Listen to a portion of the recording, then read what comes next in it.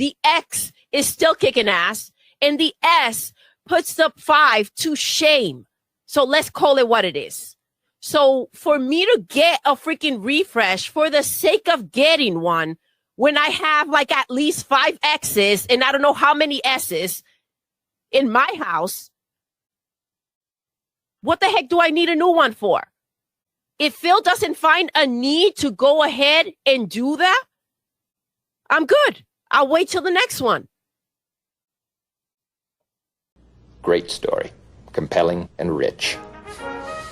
Well, that's going to do it for all of us here at Channel 4 News. All right, everybody. Welcome back to another Xvault gaming video. Xvault here. And yes, I am back. And by saying back, I actually was gone for about a week or so. But I had content up and running, and hopefully y'all enjoyed that. So thank you so much for sticking with it. But we are back today with another Salty Batch Files. We do have a theme running today, that being, of course, Avowed, others misinterpreting console sales, and you name it. So it's going to be a good one. So without further ado, let's go ahead and jump to it.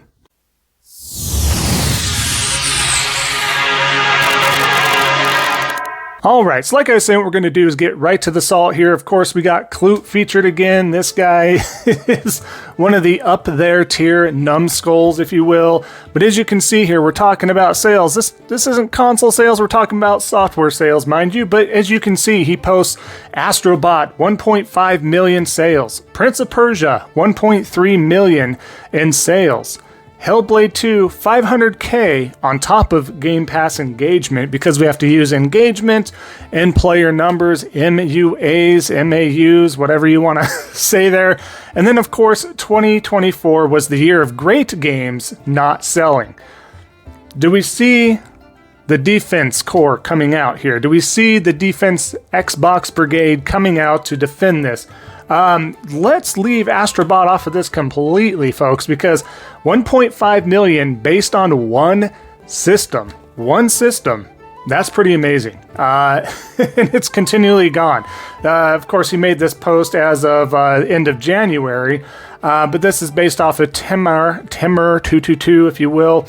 Prince of Persia, The Lost Crown, sold 1.3 million units in its first year. Okay, again, we're looking at Prince of Persia and Hellblade 2, both being on multiple consoles. Hellblade 2 obviously being on Xbox and then PC, but nonetheless, it's not locked to one new gen console or generation or anything like that, like Astrobot is and continues to be, and it's going to be bundled with the system of PlayStation 5s, right? I think that's very smart. Not only is Astro's Playroom phenomenal, but Astrobot itself is even more phenomenal, and you get the best of both worlds there, and it's continuing to sell very well. But do we see the defense mechanism set up here? Do we see how salty this dude is? Like, look, it's not just Xbox games and other multi-plat games. Astrobot is in a heap of trouble. See, they just don't sell. Great games don't sell. Bull crap.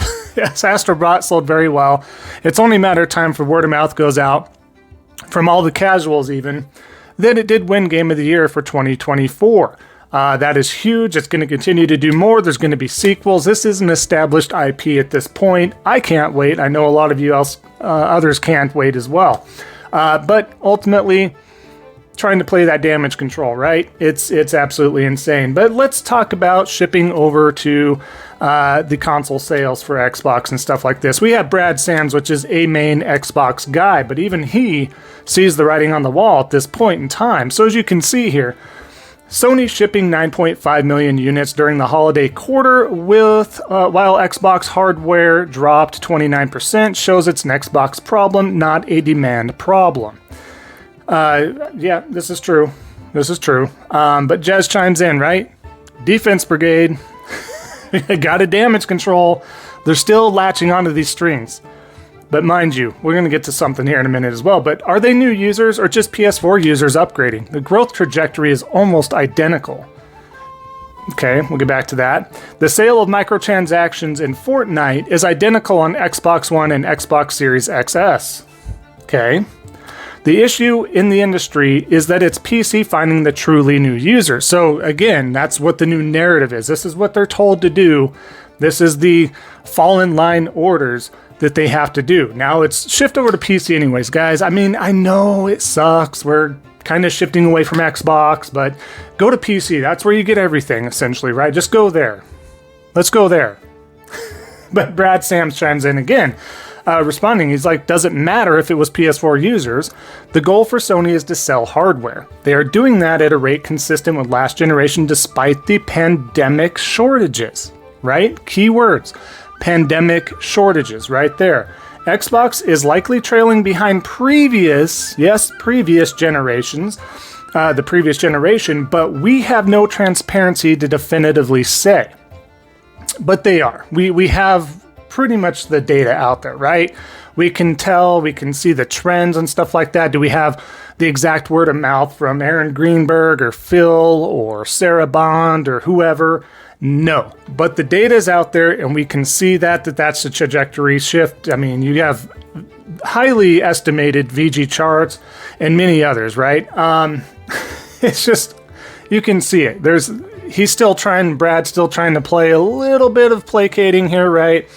He's like, look, as far as we know, no, we do know, right? Let's not be stupid. But again, even he sees the writing on the wall as a whole. But Jez Corden, back in there, right? Just, we got a damage control, it's all right, and this is just the way it is, and why are we doing this and that and the other? And look, it's over. Damage control's done. Simple. Let's keep going on from these salty batches there, right?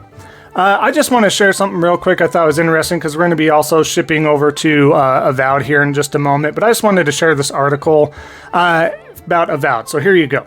Avowed director says, game will be janky, asks fans to accept it, basically. You gotta accept some jank to do something fun. And I don't disagree there, but I think it's interesting because accept that this game isn't in a full polished AAA mode, guys. Accept this, right?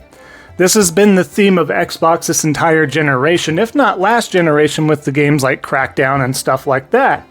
It's been just the acceptance of what has been known to be created as Game Pass fodder. This is the problem there. But just wanted to share that because I have heard a lot of feedback I don't have my hands on yet, because we all know it's going to PlayStation. If I have time right now, I am so backlogged I wouldn't buy this right now even if it was out for PlayStation. It's on a list to check out later on, but it's just the fact of like, why are we doing this? It's a AAA game. You are not Bethesda. This is Obsidian, right? I mean, they had extra time to work on this. I get it to a point, but nonetheless, just wanted to share that just as continual information comes through, right?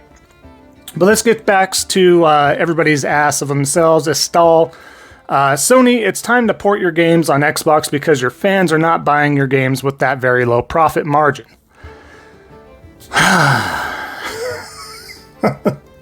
Where do we begin here? Of course, he's pulling in Derek Strickland, a big Xbox fan and supporter there, stating, as you can see, despite the new revenue record, PlayStation's Q3 fiscal year 24 operating margin was just 7%. Revenue, $11.05 billion. Operating income, $775 million. I mean, I don't see that as being horrible. Things are changing and stuff like that. And obviously, no, we are stating, so now we are port begging, bro. He's a big Xbox guy, as you've seen if you've been following this channel for some time now. Estelle chimes in yet again. It's just an advice if they don't want to continue having low profit margins, but it's up to them if they want to continue having lower profit margins than Xbox and Nintendo. What? Do you see how these guys misinform? This is the problem I have. I don't care, guys. I don't care, and I'm talking when I'm saying guys, especially, I'm saying the Xbox fans and fanboys out there.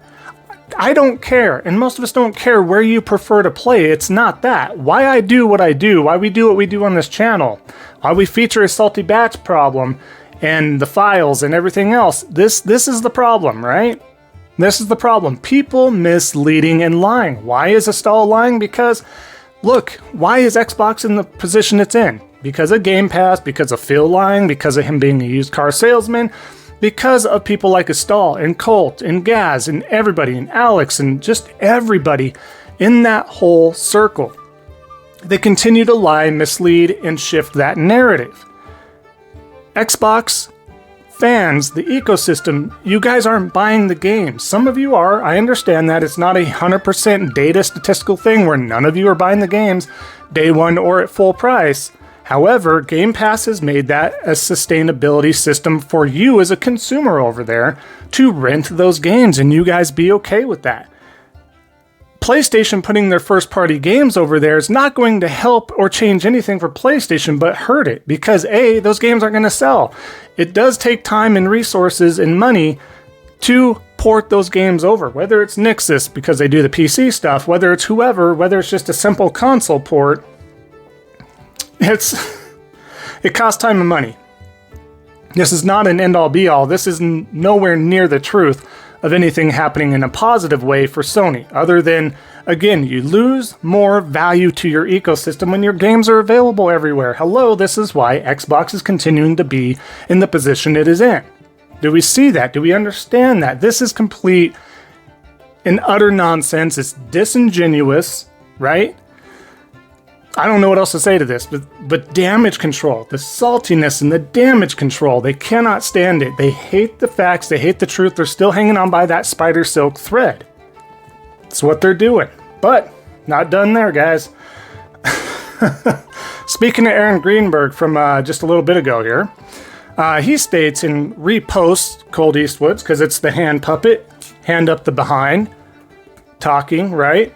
8.5 out of 10, I highly recommend Avowed, in quotes, coming from Cold Eastwood. Again, it's unfortunate that we can't take, or most of us can't or shouldn't take Colt's word. Shouldn't take his reviews, even though they're opinion-based, right? All reviews are opinion-based. We try to keep that in mind. That's hard to do because when you have higher outlets, or maybe somebody with a high content following account or content creator accounts, it's hard not to take their word for it, right? You want to trust in these individuals, always base off your own opinions, right?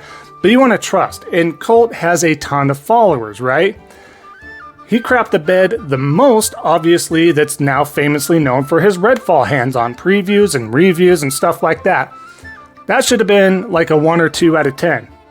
He rated it high, said it was great, a little bit of jank later on or this and that, but it was great and stuff like that. He also praised Crackdown 3 from the previous generation. He's done this over and over again. So even though I have heard feedback again that Avowed actually is a pretty decent game, go check it out, go play it, do what you want, play any game you want as a matter of fact, but the fact that we have to rely on this, and then of course the hand puppet that is Cold Eastwood being reposted by Aaron Greenberg because that's his corporate shill for a content creator. So here you go. Guys, it's great. It's 8.5 out of 10. It's not a 10 out of 10, but this is a really, really good game. Maybe for some it is an 8 or 7, like I said. Point being, we can't really trust these guys. He's already crapped the bed, and it was more than just an opinion. He knew Redfall and Crackdown 3 and all that stuff, and many other games that he has reviewed were not that great, but because they were Microsoft or Xbox first-party games, of course he's going to bump that up a couple points or more, right? It's unfortunate, and again, they try to change and shift the narrative. They try to control the narrative. Everything's great. Please buy this stuff. Please play this stuff. It's all down the crapper, right? Ultimately, what I'm trying to say with this whole ordeal is they try to silo in that everything's okay. They try to silo in the positives without announcing or denouncing anything negative.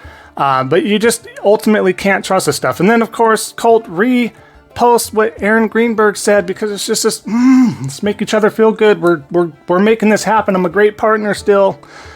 Keep me in the line, right?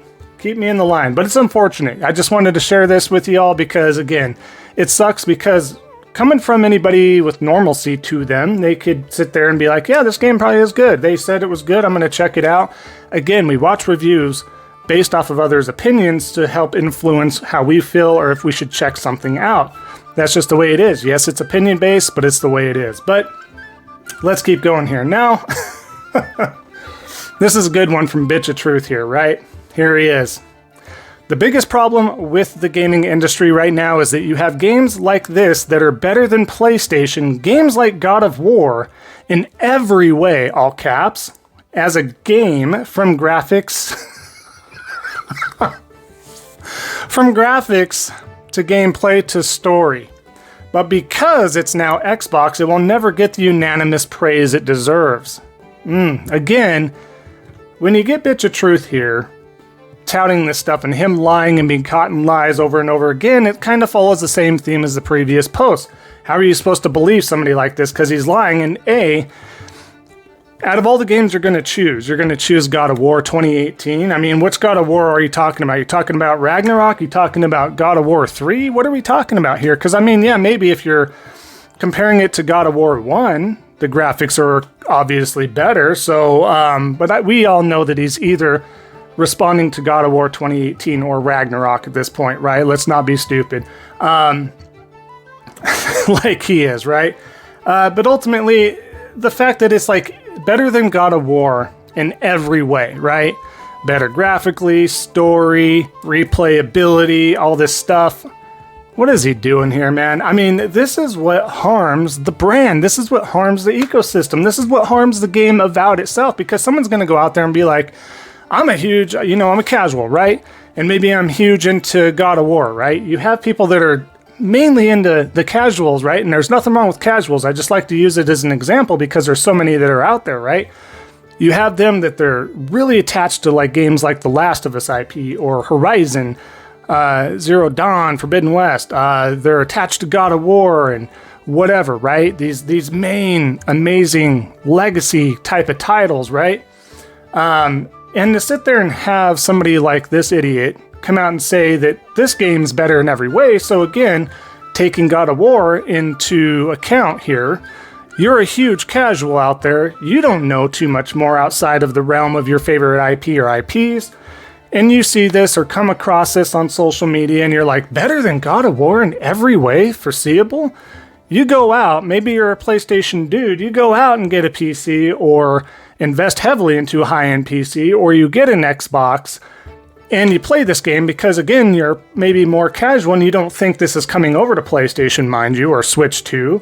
And you play it and you're like, yo, A, this is first person. B, this is not graphically better. To me, the story's not better. To me, it's this, that, and the other, right? You see this stuff, disingenuous posts, because they want to make a mark. They want to make a following. They want to make, this defensive force and defensive core to help out the brand when it's all but multi-platform, full-on publisher, right? It's just unfortunate. Again, I know some of you can come out and say, well, that's their fault. They need to do their own research, da da da da da da. But again, we're talking about casuals. They don't maybe even stay on social media that much. They don't look into things that much, and they just come across stuff. It's just unfortunate. But anyways, it's ultimately disingenuous. It's stupid. The saltiness, the coping, whatever they need to do to feel good about themselves and make excuses why Avowed is not the biggest blockbuster of the year. We already have Monster Hunter out at the time of this recording and then some. It's a tall task. And we have obviously GTA 6 coming out. Good luck. Good luck. But let's keep going here. I do want to share another one here. One final one here, right? Ultimately, Mike Ybarra, I just want to end on this note here. Before we go any further, I just want to end on this note, end on this video, this here. As you can see, Mark Ybarra, right? How is this still news when he's talking about Xbox, right? They've been consistent. They are a publisher now and support all platforms. It's the right strategy for them and their business. Sure, it took a while for them to get clear on this, balancing selling hardware, managing customers with the reality of the strategy. And I get that. I do. It's a shift, right? And you have to figure it out. You can't just ring the bell on that Titanic ship and ring the bell and hope everything pans out. I love that their games are on PC and PS5. I get loyal Xbox gamers are mad, and so do I. So do a lot of us, right? But that isn't going to change anything. That's factually true. It's not changing. They're not going back. Playing defense on Microsoft and being disingenuous isn't going to change anything. But embrace and move on. Play on what you enjoy playing on. If you're a console-only person, that probably means PlayStation or Nintendo in the future. And this is a very high possibility. Next generation, yes, we keep hearing that there's going to be a hybrid type of Xbox system, but if their games are available everywhere, I don't see it doing well. And we don't know if they'll phase that out as well. We know that Xbox doesn't do well with actual, hardware when it comes to stuff, whether it comes to even some software pieces. Skype is being pulled plug on because they transitioned to Teams. They've Zuni, Mixer, you name it. Like all sorts of stuff between hardware, software. It just seems like they just can't catch a break on a lot of things. They've obviously caught a break on a lot of things when it comes to Microsoft Word, Excel, yada, yada, yada. They've obviously found their success. That's why they're a successful company as a whole, right? But you'll still have Xbox games there. Yes, exactly. Right? Like he says, you're still going to have those Xbox games, but you have to manage and understand the reality of the situation. And a lot of us tried to help shift that and say, look, this is what you need to do. We don't see this being a sustainable method for you guys, you Xbox fans. You might want to start buying your games. Don't put all your eggs in the Game Pass, on and on and on. Buy more hardware, do word of mouth. The correct and truthful way, things could have happened better. But as we continue to the bottom of it, right? PlayStation and Nintendo should work with Xbox on some type of friends transfer system, etc. Totally agree. Eventually that should be done to help people stay connected with their friends. We'll never see a universal gaming social platform, but I do wish we could. That's the truth there too. So that kind of goes back to if, exclusives weren't a thing, if they weren't important, but they are, I already have a video about that. Some people like to chime in and say, look, exclusives are horrible for the consumer, on and on and on. But no, they are actually good in a lot of ways. I'm not going to break this down again. I do have a video dedicated to that a few videos ago. So please check that out if you haven't already. And you do want to know more with an open mind. I do explain that, I think, pretty well. But ultimately, like Mike stated here, he knows what's going on. He's just putting it out there. I just wanted to share with everybody because if somebody doesn't believe someone like myself that's been in this for a long time, I'm not some sort of analyst. No, I'm not some end-all be-all person that knows every little thing, but I will always report and lean towards the facts. I will always be upfront and truthful. And if I feel like something's full of crap or not. Mike obviously has been in the industry for a very long time, hands-on, behind the scenes, all sorts of stuff as well, as you know, right?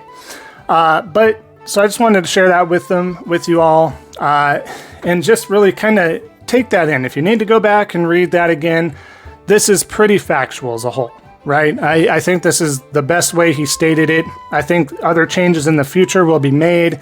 Consoles will be around as long as they possibly can be. I don't see them being gone in the next 10 to 15 years at all. I don't see exclusives being gone in the next 10 to 15 years at all. Whether that be timed or whatever that case may be, whatever that looks like, that's going to stick around for 10 to 15 years. After that, not even the best analysts out there are going to know for certain how that's going to look. So I'm not going to lead you guys on, my audience, anybody that comes by this channel, I will not ever lead you on to a lie or stay one way or the other if I don't feel good about it or don't feel that there's a lot of data out there to support that. But I do feel very strongly it's all but certain we are having another generation that will cover the next 10 years, 10 to 15 years. And of course, I don't see those shifting away from exclusives because those do help consoles, they do help out the ecosystem, and they do help out the quality as a whole. But folks, wanted to share that with the end of it. I know I could have got to some more salty posts there, but just wanted to share that before I didn't have the time to share those. But I do appreciate that. I will wrap up the video here. So thank you all so much for your support. We are cruising along. At the time of this recording, we are well over 3,000 subs. So thank you so much. We're on our way to that 3,500 sub goal. I know we can certainly get there. If you haven't already, definitely leave a like, comment down below. Both those things do help out the algorithm, and I would love to hear from you all, of course, as usual. And if you haven't already, definitely consider subscribing, helping out a content creator like myself. Really appreciate that. But again, thanks so much. Enjoy the rest of your day, everybody, and just remember, don't be a salty batch. And we'll see you all next time on the next Xvault Gaming video. And until then, take care.